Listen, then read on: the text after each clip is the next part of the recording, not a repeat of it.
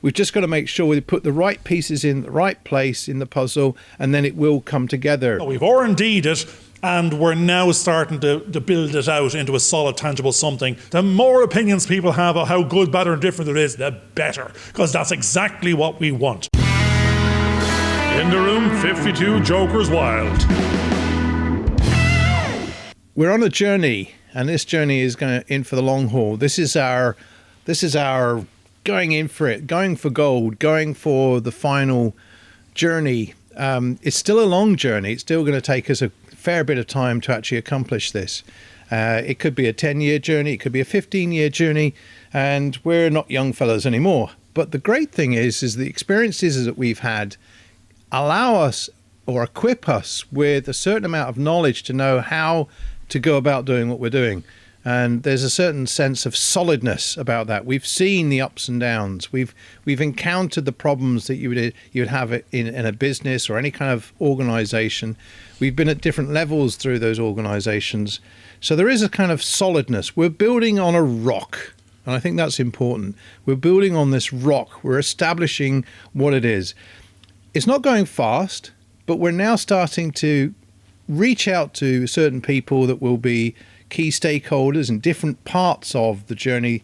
And what's also happening is the conversations are very positive in what's coming back to us. They like what we're saying, all these different people from these different areas. And I know that we're the solution to a lot of their problems. And I think that's good, because our journey is not about what we want.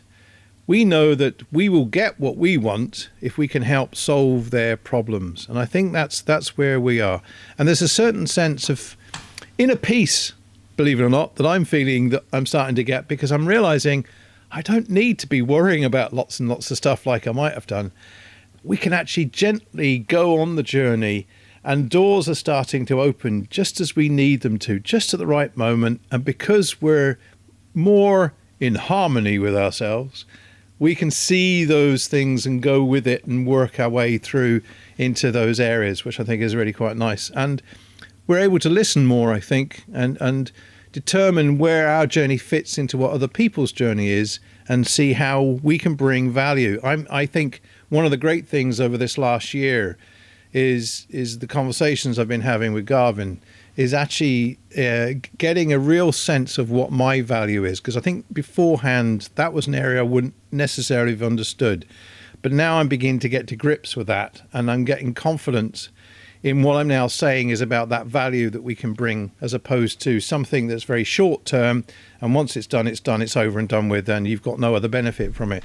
This is like an investment into our life and the last part of that journey in our life, which will hopefully benefit other people around us as well, which I think is a fascinating part of where we're going. So how do you feel about that, Garvin? I've spoken for only 3 minutes there, which is quite a shock maybe to your system. Are you okay? No, Is your blood pressure all right? You haven't Well, I'm going to give you a little bit of... My ear keeps on saying, battery low, battery low. I'm going, yes, my battery is low. My battery's low. This battery is low.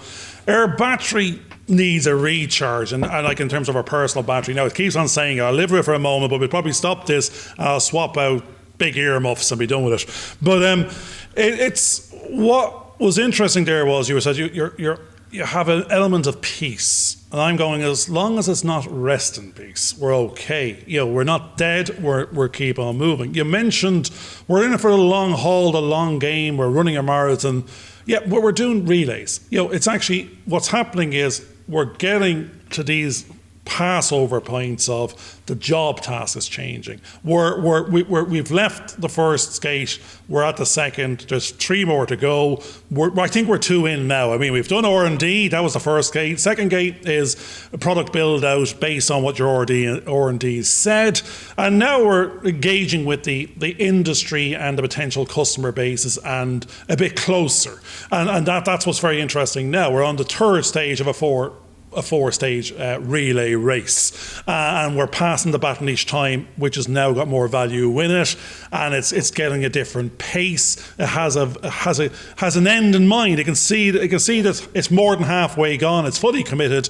It's on the journey to the finish line of the launch of the business. But then we're able to go off and run more races, but the races you're then running are the projects at hand in the marketplace. What one are you delivering now, and to who, and the different set of customers and different product experiences. But you're running races, you're in business, you've learned for the last number of years how to run a race and how to be good at this particular type of race. And we're going to be about the 600 meter dash every day going forward, because that's where our sweet spot's going to be. It's do a little bit of this. We're not going to be running marathons afterwards. We're going to be continuously be the champion in the one space, the 600-yard dash or meter. I'm an old man.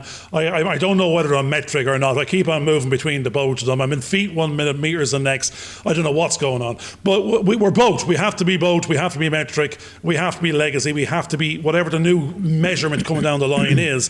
It all wraps around the same thing, depending on who you're talking to. They understand the different conversation. So we're running, we're in the race, we're halfway there, we've done the training wheels are off, we're now running at a pace, and we think we can, actually, what's very, very interesting is, and it goes back to our initial goals, we're not running the marathon to just finish the race and actually be one of the 500. The race that we've decided to run is, there might be a lot of people in the race, and it might be 20 people in the 100-yard dash or 100-meter dash. Our goal is to be in the top 3. We're about placing. We're not about just racing. We're the experts on what we've picked. We've built it that we have the machine and the stealth to go and place. We will be in the 1, 2, 3 place, 1 in some areas, 2 in others, 3 in the others. But what we're really saying is it's a gold, bronze, silver standard of quality of turning up. It's not about just being in the race. We've achieved that. Now we want the place. So back to you, George. I think what's important, I was mentioning harmony and peace. Now, one of the things that's quite interesting is that even as an athlete, and we mentioned the 600-yard dash, or whether it was the marathon. I think it's definitely the marathon. But the other thing that's important is that in the marathon, it's having the right mindset to be able to carry on doing it and keeping the pacing going in the right way. And the harmony that I'm talking about is that harmony you get that gives you the motivation to keep on going, and you have the stamina to keep on going. And I think what's happening at the moment is that we're now, the initial worries that you might have had about starting a new business or starting a new venture, I think or feel that they are starting to sort of move away a little bit, because I personally now feel that there's like doors opening that weren't there before. I think because we're creating something solid, the opposition to what we're doing is no longer, it's fumbling. You know, I know in the conversations that we've had in the past, people will come and they criticize what you're saying, and they're not your, and maybe it's just the insecurity that I might have had in the past would have meant I would have maybe crumbled. But now I'm finding, hang on, no, there's a certain resilience there that we've now got. And instead of getting that negativity from other people, we're getting a certain sense of positivity, which is actually fueling us even more and keeping that engine going. So the sense of harmony I was talking about is that we're in a flow that we feel that we can continue going, and the motivation now is allowing us to take the next step and the next step. In fact, you know, that harmony that I'm now finding is allowing me to run the extra mile, to keep on going, to keep that stamina going.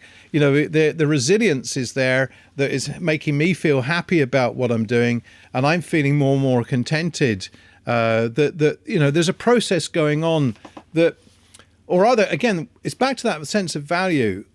That thing that brings harmony, that gives me a sense of now I can carry on. Which, because you can start on certain types of journeys, and if you get the negativity coming, you kind of give, well, what's the point? I give up. I don't feel valued. As I feel more valued now, it's now giving me that energy level, that substance that you need to keep on going, the fuel, in fact, to keep the engine going. And that was a word that we've used quite a few times, is the engine. You know, the fuel is now coming in, and those responses that we're getting from other people is now fueling my enthusiasm. It's now fueling my stamina, keeping me going. I now know that I can keep up that pace, and I'm now energized to do the next step, because it's usually it's looking at the small steps. There's a massive amount of material that we have to actually cover to get through to where we want to go. We know it's going to take a long time. We also know we don't know everything, but we're getting there. We have the confidence. We know how this thing fits together. It's a puzzle. We've just got to make sure we put the right pieces in the right place in the puzzle, and then it will come together. But it takes time, and we have to have patience. And I think from some of the things that I've been looking at on YouTube about business and about being able to keep on going, is that most people will give up after the first 2 to 3 years because they haven't seen the results, but they haven't maybe concreted that vision of what it is they're trying to actually achieve. And I think we have. We knew what the end goal was. We knew what we're trying to do. When we get deflected from it, because we know that that's a fairly solid thing that we're trying to get to, we've experienced it in different forms, in different areas. We talked about that future memories. We're actually living it. I'm living it in my mind. I'm seeing things that are reminding me of where we're actually going. We're able now to talk to other people who are stakeholders in the industry and actually allow them to see how our vision matches into their vision, and they now become energized by what we're actually giving them. We're not trying to take something away from them.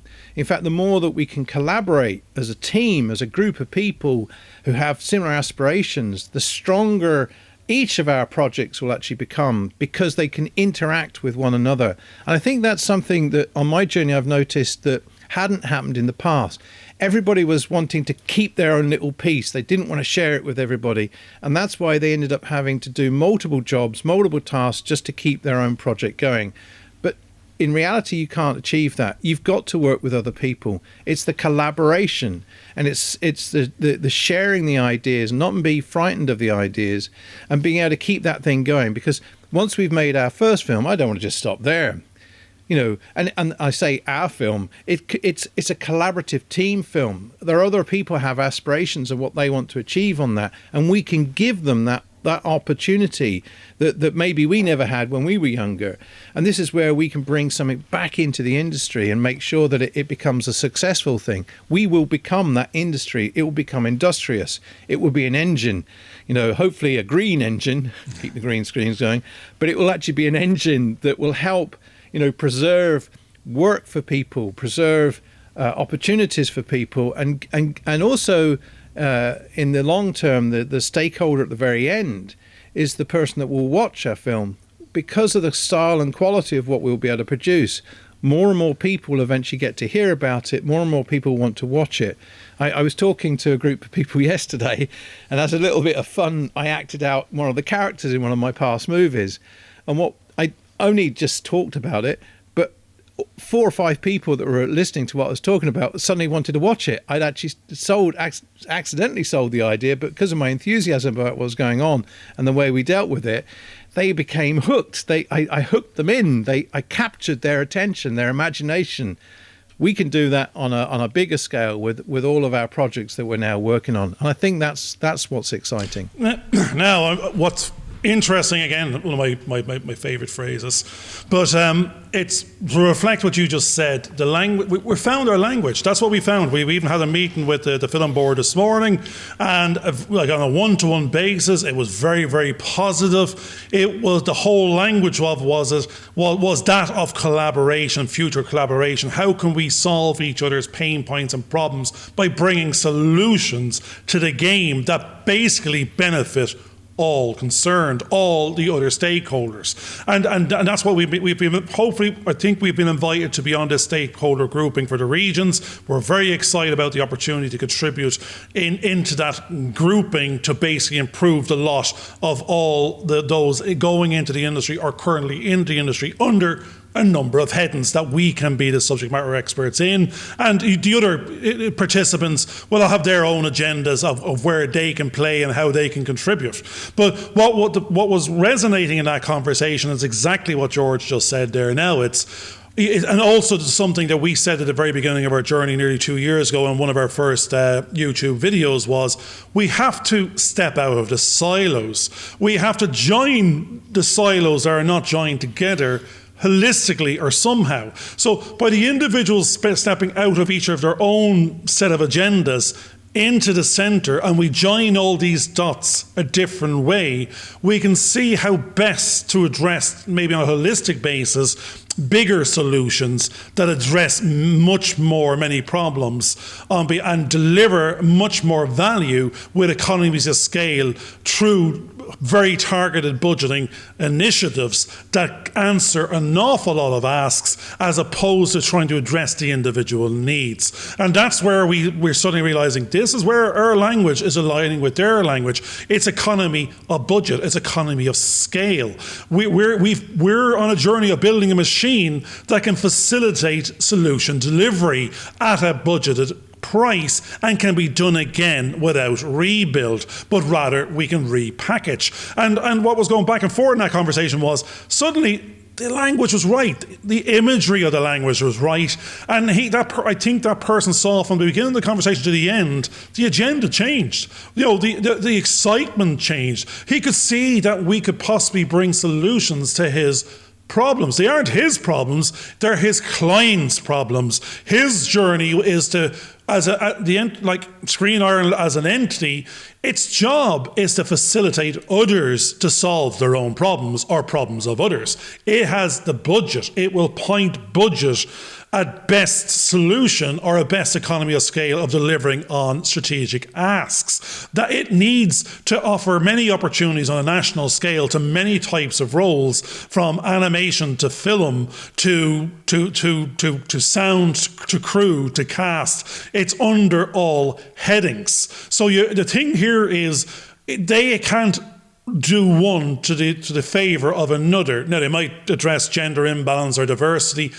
We've taken that on board, and any of the solutions out there needs to not discriminate in any way or form. It needs to provide solutions. It needs to provide answers. And that's the journey everyone's business and personal journey should be. Don't keep on coming up with problems.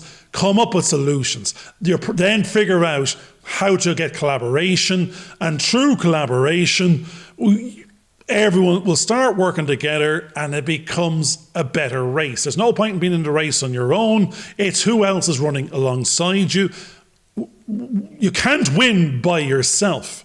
You can only win by running a race with others. Much of what we've been talking about quite often through this is about getting direction. And we also talk about structure and finding a framework to work on. And I know that quite often Garvin wants to go off track and go all over the dirt hills and all the other bits and pieces because that seems fun.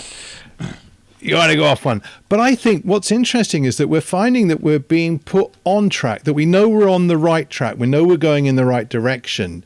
And we're not going to get overly distracted by some of these other things. And what's interesting over the last few weeks is that we've been pulled back on target. We're going for the straight and narrow. It's becoming quite concrete. And there have been doubts in what we've had thoughts about, because we kind of go, are we going the right way? Should we do this? But by just easing off and relaxing a little bit, we're suddenly finding that, in Garvin's words, the universe is pulling us back in and we're going the right way.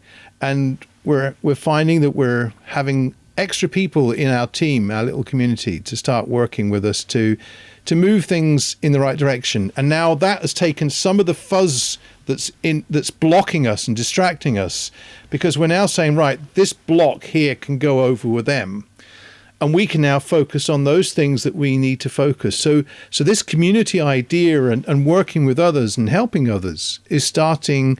It's a bit of like payback, isn't it? And you'd mentioned a little story a short time ago of an experience that you just had by taking a slight break and going for a walk with your family, and you came across something quite interesting. So what the hell are you talking about? I was going back 20 years in my mind, 5 years, 1 year. I didn't realise it was 45 seconds ago. Just the last half hour. No, actually, I went for a walk with my family. Well, I don't know whether I should even be saying that. We're in fucking lockdown level 95. You're not meant to pop your head out the window. You socially distant. I'm in the country. For anyone out there that realises, I'm in the middle of the sticks in Ireland, and I'm in the country, and there's plenty of space, lots of fresh air, and even my own garden, there's 2 acres of a park. But I went beyond the garden, and I went down the road, along the river's edge, to get a bit of fresh air. Well, I lied. There's a coffee shop that's selling takeaway mochas. I grabbed one of them on the way. I had an ulterior motive. But when I went on and used the excuse of the mocha to go for the walk, or whichever way one it is, I walked a little further down the road and across a bridge and around a corner on a river's bend, and there in front of me was this baby seal. Now, given that I'm inland, it's no zoos near me. This is the River Nore in the southeast of Ireland. I'm going, it's quite a swim to the sea. But it turns out he's been there since Christmas, and he came upstream or upriver, and he's been camped out because I believe the salmon and the trout fishing are good locally. There's a big sign saying no fishing here without a license. He doesn't seem to be paying a blind bit of notice to it. He sort of waved. Actually, I'm putting the video up to show the 5 seconds or 10 seconds of the proof of the pudding. There's a baby seal at the bottom of my road. But I'm going to take the language which George is actually interested in and go, seal, because I listen to the universe, and it's saying, here's a seal. And a seal of approval is what I'm hearing. We have a seal of approval of our gut feeling that we are doing the right thing. We're on the right track. Don't lose the bigger picture. Or actually, you have to jump from having the big picture to the small picture and see if the small picture is aligned. And that's what George was just saying a second ago. We have to be strategic. What's the big view? What's the big picture? Now bring it down to a tactical, operational level. Go, what do we need to do on a daily basis to achieve those goals under those headings? What's the plan of action? Call to action. And we have a little bit of a community going to grow now next week, which is great. We have a few interns joining us, both north and south of the border. And, it's a case of what can we help them with so we can help them help us, so we can go on a journey together where we can all get seen, get heard, do a little bit of testimonial to ourselves and our work ethic, and show ourselves to our peer group. And we're going to align our goals to their goals under a common journey of 3 months or 12 weeks, and do a bit of work that shows who we are and sends messages out in terms of little bits of social media content. So there's work to be done.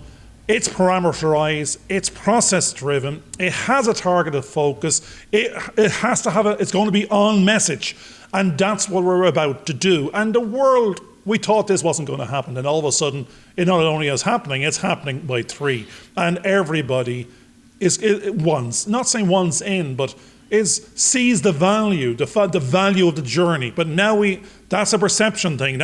We believe we can all create value for ourselves and for others. The evidence is what we now have to go generate over the next number of weeks to manifest that value, and that's the language of the universe again. We have a dream, now go make it happen. And that's where we are at the moment, and we've got the seal of approval. So, back to you, George. And I think that's interesting, talking to a range of other people, because what we've also been trying to do is work out what their dreams are, what their passions are, what they want out of life, and how could that align with the processes that we're going through. And the more and more we talk to industry, and the more we look at what's happening around us, that we realize that we are being pointed in the right direction. People are asking for the things that we're hoping to offer. They need the skills that we want to develop within our process that will give them the opportunity to find work within this new industry that's evolving. And there is a new industry. The legacy industry that a lot of us have actually worked in the past is going to be fading away. It can't function in the current system. And after every sort of big event that seems to happen through history, the society changes, the community, because we started talking about the word community, the community adapts and carries on. Things don't go as bad as people think. It just adjusts to the needs that are required at that particular point in time. And I think we're going through one of those adjustments now. We have to look at our lives in a totally different way. And I think that's what we're being given, that opportunity to do so. We may feel as though we're being forced into areas that we're not happy about, but to be honest with you, we're actually, it's helping us no end. it's a very positive way forward, because we're seeing opportunities in what we want to do. We're seeing how we can utilize, in some cases, like 40 or 50 years worth of experience, and how we can push that out there and adapt it so it becomes relevant. There's a need for it. And we know that a lot of the youngsters that we're talking to, who are just in the very beginnings of their career, a lot of what we can actually talk to them by the interaction that we have will help them to adjust their needs and requirements so that they can actually become more, user-friendly, if you like, to what the industry is actually asking for. Because one of the biggest problems that we're also finding with people that are going through university is they're getting taught the theory, they're getting taught some little bits of practical, but they're not quite aligned to what the industry needs and where it's actually going. And I know from, way back when I was trying to learn nonlinear editing, we'd gone from film to video to suddenly digital. And there was a sense of panic that could I actually learn the new tools when I didn't have access to them in the way that I normally would have done. Now, thankfully, doors opened, alignments started to happen, and I began to find a place. It wasn't that dread that I thought it was going to be. There was opportunities. I just had to calm myself down and be open to the universe, in what the universe, if you like, in my sense, God, was directing me to do. And that calming sense, that going for the walk that Garvin just did and finding the seal and being open to what was there in front, opens up, gives you all kinds of ideas for where you want to go and what you want to be. And I think that's the key thing, is that if you trust in what's going on, the right doors will open and you'll be put on and you'll get your seal of approval.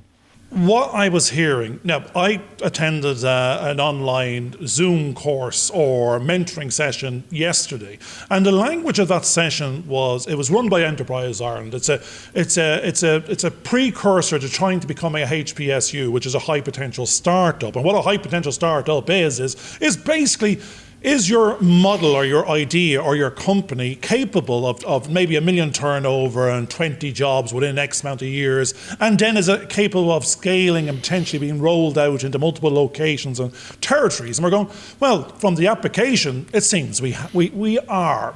The hello says you have that potential. Now you're on the little couple of days of let's delve a little deeper and see if there is an opportunity, because it's not that you can be this. There's a one-pager in business speak called the Lean Business Canvas Model. And what it does is it sort of goes, it's all very well saying you can build the product. No one cares. Listen to the market. Is there a market for it? Is the market saying there's a need? And within the market and market segments, there's customer types. Are there certain customers going, I have these pains, I have these wants and needs and pains that I'm willing to pay for, that I'm not currently getting or are not being solved to the level that I want it's solved? Is there a customer market opportunity for your solution set? And we went through all that R&D, research and development. We researched the market, we listened to it, we identified a gap in it, as our understanding sort of said, based on the market research, saying what wasn't being met out there, saying what the market was asking for and the customers needed and were willing to pay for. And the customer value proposition was what we created, is we're going to do a gold standard, level 9, QQI, certified this, that and the other, that it's a quality something at a certain price that is the answer to those questions, needs and wants that they're willing to pay for. They want to buy that value, that quality. And we've built it, we've R&D'd it, and we're now starting to build it out into a solid, tangible something that can be understood and consumed and bought and purchased and paid for and whatever. But that was a language of market. Are you listening to the market? Customer, are you listening to these future customers? Are you creating a customer value proposition that will deliver them and solve their pains and give them gains? That's the language. What is doing that is your product, is your minimum value proposition or your minimum viable product. And that value product proposition is, does your product solve those pains? And what can you build it for in terms of cost that you deliver to these people and make a profit? Because it's all about this maths of, it's something at a profit. You're doing it for a reason, and you have to create all these jobs. And what's happening is we're going to create 20 jobs, 30 jobs to deliver on our promise to the market. We're creating them. What we're saying, and the universe is saying, is as a HPSU potential, the only way we will give what we want to give to the market is to create these high value jobs, employment, because what we're delivering is service propositions that are delivering in skill sets and skills development, and creating maybe a film as well, and transferring knowledge and transferring learning and coaching and mentoring. So what it's involved in is in a practical, it's practitioners carrying out real activities on site with their student or their interns. It's not something that can be done on Zoom or online. This is about an experiential journey. So it's people with people buying that transference of skills and enjoyment, entertainment, and education. So we have this one pager. We know we can build a product. We know it's in demand. We know it's unique and different to what's there before. It answers a problem, solves a problem that the market wants and is willing to pay for,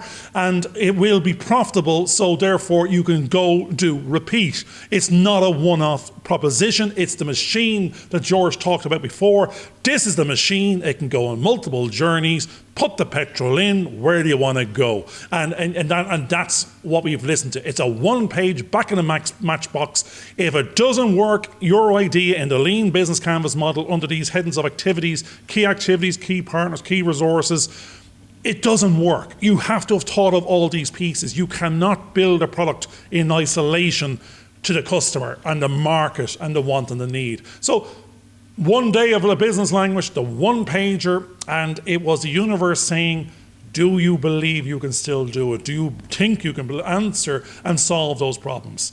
And my camera just died, which doesn't make any sense at all. It's plugged in.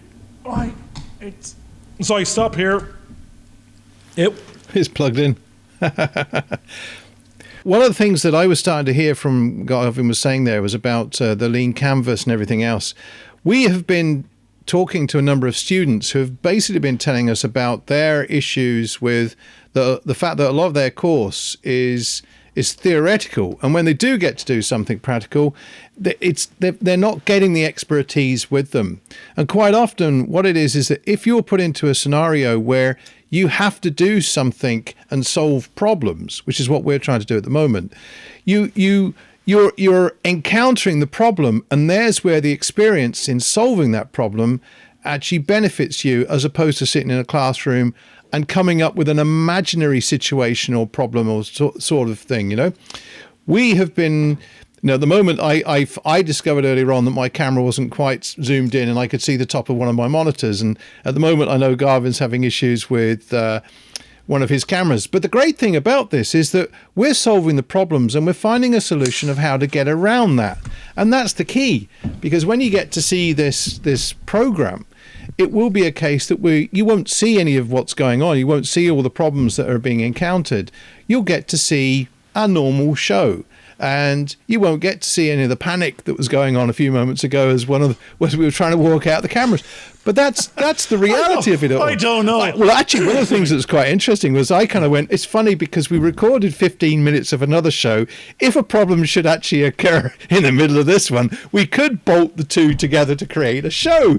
And then at the point... I think you should. And at the point where I thought, hang on a second, the camera goes down.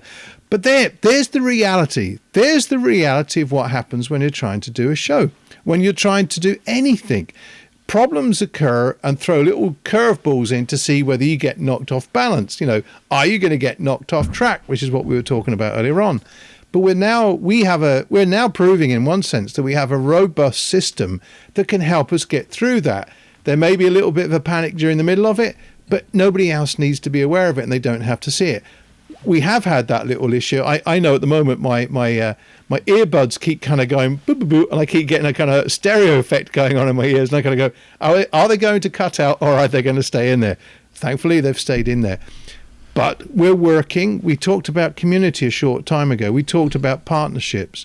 We, because we're having this dual conversation, are working in partnership.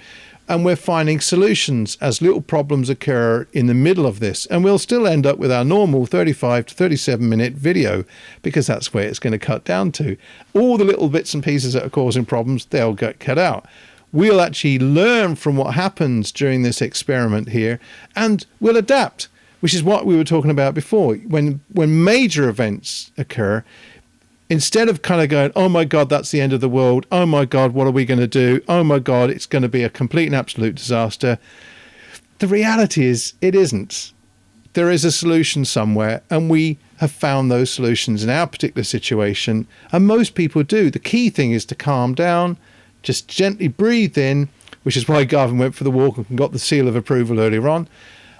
And not get flustered. Just keep on moving forward and finding a solution. Hand the baton to another person, which is really what we're trying to do at the moment, is that, you know, the two of us have done so much. We've achieved quite a lot, but now we're bringing on board a few other people for a short period of time that will help us develop the materials that we need to extend that period and give us that breathing space so we can focus on the things that we need to do at this particular point in time to ensure that the product that we want to deliver within the next year, when the doors open up again, it will be there, ready and available. And I think that's a key thing that we have to focus on. Now, that's just reminded me that somewhere in the past, someone asked a question, and you know, what we're listening to on LinkedIn and other sort of places, including the Gary Vaynerchuks and the influencers on the planet, are going, you got to be on TikTok. And when I started looking on TikTok, I seeing what my kids are up to, and going, I can't dance, I can't sing. There's no amount of me shaking my little man boobs and backside in any way or fashion is going to get any influence, any followers of any description. And if I do, I don't want them. I don't know what I'd be doing with them, or why would you want to? But there's no, that aside, we're not meant to be in there doing those little girly, little boy things trying to get, because we're meant to be in there like a business with a purpose. You're meant to be in there going, it's a platform like any other. It's where people are. That's what they're saying. It's the biggest growing platform on the planet. If you're not there, you're missing out on opportunities that don't have to be paid for in the short term.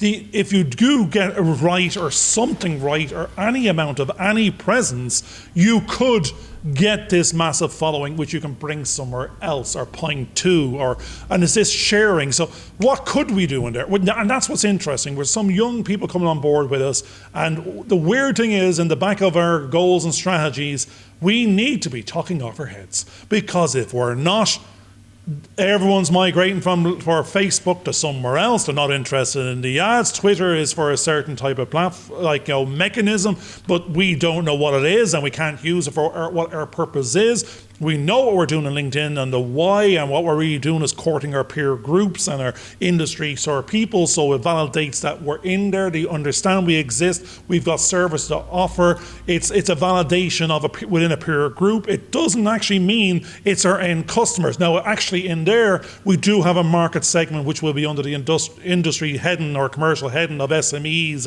and you know, film companies and small micro macro production. So we know there are customers in that potential group, both in the UK and ROI, in terms of Republic of Ireland or Northern Ireland, that can actually avail of your service, the type that we're going to be delivering, which will mean you'll have to be there. It's not, again, we can be selling something to the other end of the planet and Mars if need be, but it's only going to be an online something, Zoom, something else. That's not the current market that we're actually going after. It's a much high value, high quality, turn up, it's a practical application of go do. So UK and ROI and NI, at the end of the day, they can travel to when travel is allowed. We won't worry about the current blip in the 5-year plan, because it will be sorted. We'll all have a passport with a rubber stamp of some description on it. There will be a new bubble, a new way of doing things. We still have to create the output of practitioners to go make Netflix content if it's going to have people actually starring in it. So there's no two ways about it. This is still in demand. So we're happy with that. So TikTok, talking, we have decided it needs to be at least investigated. It needs to be at least research. The research says you better be on it. Everyone's going there. Go do something. We don't have an awful lot of time. We can't be everywhere all the time. So we're going to re-provision what we already have. We're going to slice and dice down to a consumable something. It's not for sale. No one's paying you. Doesn't matter what their opinion is, as good, bad, or indifferent. Actually, one of the things we learned the other day is the more opinions people have of how good, bad, or indifferent it is, the better. Because that's exactly what we want.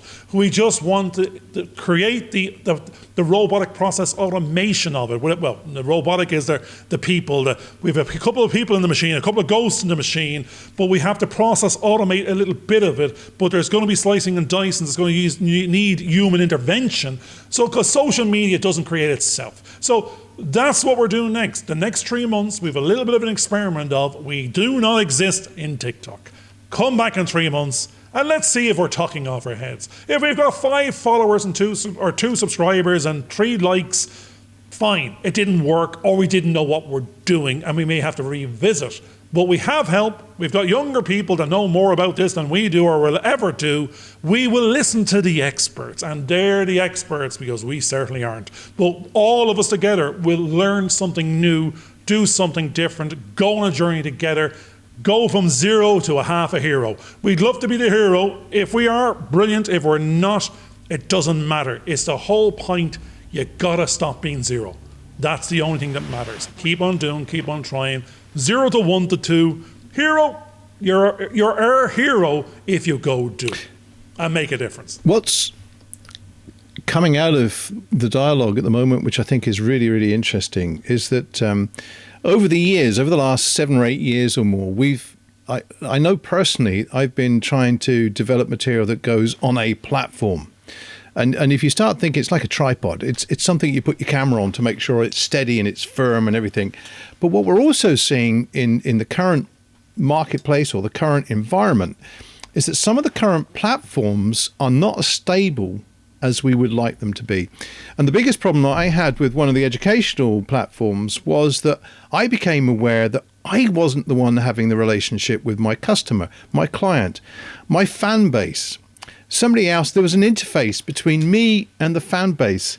Now, I have a number of friends who are musicians, and they, over the years, have been building up their fan base. And they have that relationship, so they know that every time they put on a concert, there's about 400, maybe 1,000 people who turn up and buy the tickets. And that'll help them, get through the next few months because they've sold enough shows. They will go on tour. And they'll connect to this fan base through any form or fashion that they can. But over the last couple of years, it's become very obvious that, you get told by YouTube that you need to see if you can drag your fans from elsewhere to their platform. And Facebook are doing the same thing. And in more recent years, the last maybe year, the likes of Facebook have actually prevented you from taking your fan base elsewhere. And they'll actually physically stop you from moving your audience elsewhere. And in a way, that becomes very volatile because you're not the one that's controlling how you keep your fan base. And if they suddenly decide to switch things off, you can find that you've suddenly lost your income from that base that you had. Now, I know from that educational platform that I had, I started generating nearly £500 or £600 a month. I was kind of going, great, this is really good. And then one Christmas, they changed the algorithm and my income dropped from £500, which may not seem a lot, to suddenly £50 a month. And you went, oh my God, I can't justify all the effort that I'm putting in that if this is all I'm going to now get.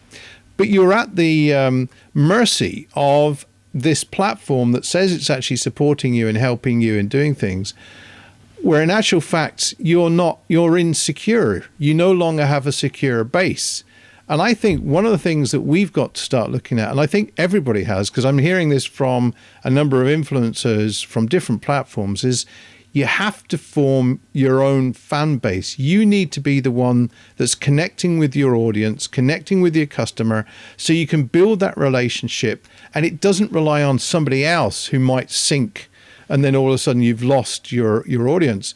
Now, I was speaking to somebody not connected to this industry. He actually does flooring.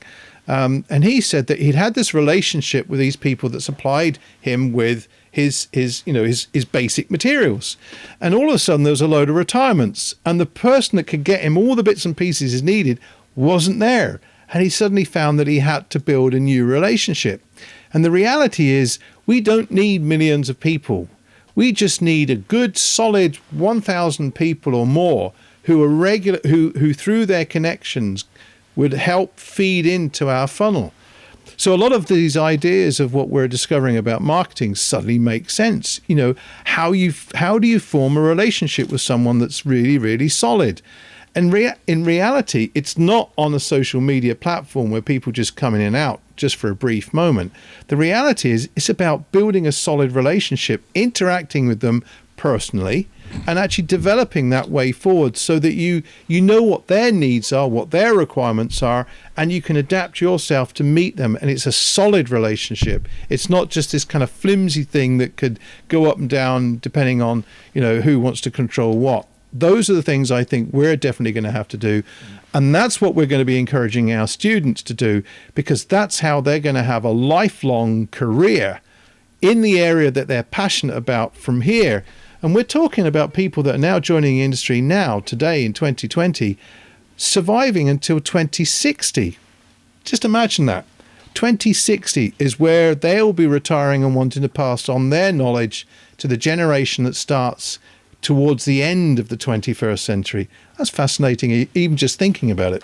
Now, you've touched on the language of that HBSU, Lean Business Canvas model. Now, HBSU, as we said before earlier in the show, for someone that's joining later in the show, is high potential startup and business language. We're a startup and we have high potential. We have high hopes. We have aspirations. We don't want to be just a little something that doesn't serve. Actually, startups normally, I don't know what the statistics are, but let's say 7 out of 10 fail in the first couple of years on the basis of lack of cash flow, lack of planning, lack of budget, not a full understanding of the marketplace and the customer base, going off and building the product before they know it, before a customer asks for it, wants for it, or if is even willing to pay for it.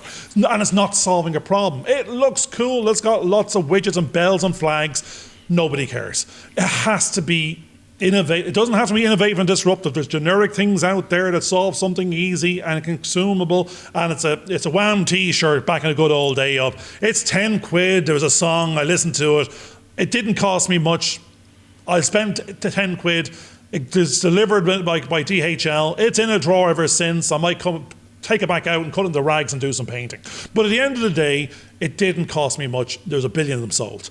It made someone a millionaire. But now, if we're selling a high value of something, you know, no one's going to buy it unless they see the value. And the lovely language that George was just using there actually was mirroring and reflecting the Lean Business Canvas model's most important piece, which we just touched on, the customer value proposition. The customer, and what's hidden in there is the customer relationship and the customer journey. And the customer journey is there's expectations beforehand, before consuming your product. Then there's actually the experience of consuming your product, and then what comes out of the other end is either satisfaction or dissatisfaction.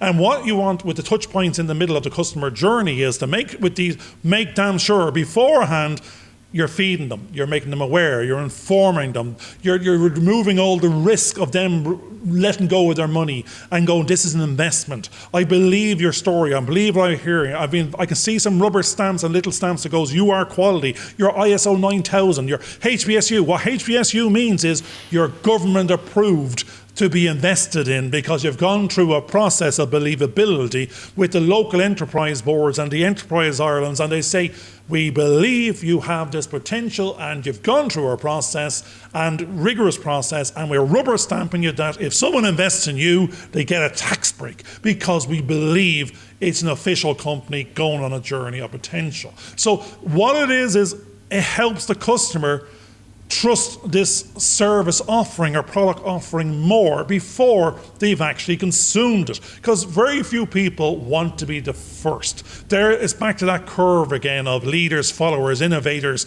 laggards, and the middle crew in the middle that just go, let someone else take care of the risk, prove the path, lay the foundations. When they've gone through it, we'll be in the masses behind and now we'll buy, but we're not first to consume. We have a particular market opportunity, customer opportunity, whereby we're actually going to be seeking out and wanting to align with the innovator, disruptor types that see themselves as being the first to try, first to consume. We'll de-risk them with our little rubber stamps of high quality, certified by government bodies. If you buy this, you will not be disappointed because there's a certain amount of pre-certification and believability that you can trust through the government rigorous processes. Now you're saying, I'm the first customer. We are looking forward to our first customers, but they're very high value customers, but it's a massively high quality experiential journey first to go do. And if you're one of these customers that you want to have that type of qualification in film, if you come through this process, then who's looking at the other end is you were the first to try it.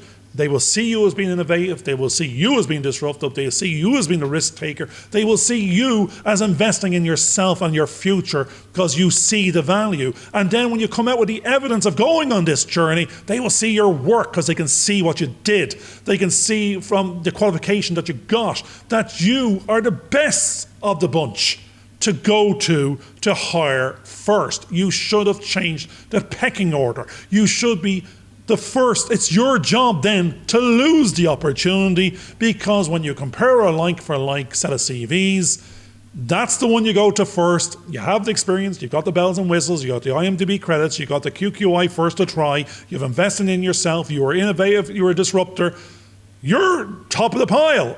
It's yours to lose. And that's what we are saying. We'll de-risk you through what you want to see, but now it's for you to invest in you and let us invest in your journey. And together it's a win-win. And we both go there and make a difference with a high quality something. And that's the customer proposition, a value proposition. Not everybody's your customer. Not everyone can be your customer. Your customer knows who they are. Something that came to me as we were talking there was the fact that you don't have to know everything when you start out. You do enough preparation for the journey, preparation for the things that you don't know that could happen, which sounds a bit kind of weird, but what you have to do is then take the first step and go on the journey. And you will, during that journey, discover new possibilities, new opportunities, and you need to be flexible enough to adapt to those opportunities as they arise. So you don't need to know everything. You don't have to be the expert at the very beginning, because as you go on that journey, and a magpie has just jumped on the water outside that. A magpie, whoa. Anyway, you go on that journey. Well, one for joy, One for joy, yeah. There's only one out there, so it's one for joy. And I think that's part of the package. But the great thing is you don't need to be the expert. You will become the expert as you go on that journey, as you have the confidence to go forward and move forward. And also to have the confidence to open yourself up to the possibility of working with other people to meet their needs and meet their demands. If you've got an idea of what you want to do, you can virtually be reassured that there are other people that have similar sort of ideas. That's how Garvin and myself came together, because we suddenly realized that after reaching out and talking, that we had similar ideas, similar passions, two different perspectives. But because of those two different perspectives, we suddenly realized we could actually achieve the goals that we've actually set forward to ourselves. So we've come into the end of this episode, and one of the things that is very important, it's about this idea of developing community with the people that you want to work with, but also developing that platform, your platform, to be strongly connected to your audience and your customer. Because with that, you'll then actually sail through with resilience the waves that come to hit you, because I started to see those platforms as little islands in the sea, but nothing underneath them that could actually sink, and you're going to have all those U-boats coming at you to have a go at you. But if you've got a good, strong platform that you've built on and it's really firm, that comes through the relationships that you develop with the people that you're working with and with your customer, you will succeed. And I think at the end of the day, that's where the universe gives you the seal of approval. It's bye for me and bye for... That's it. And bye from him. See you next time. Take care. Talk to you soon. Bye for now. All the best. Bye-bye. Hope you enjoyed this video. Please subscribe and click on the bell for notifications.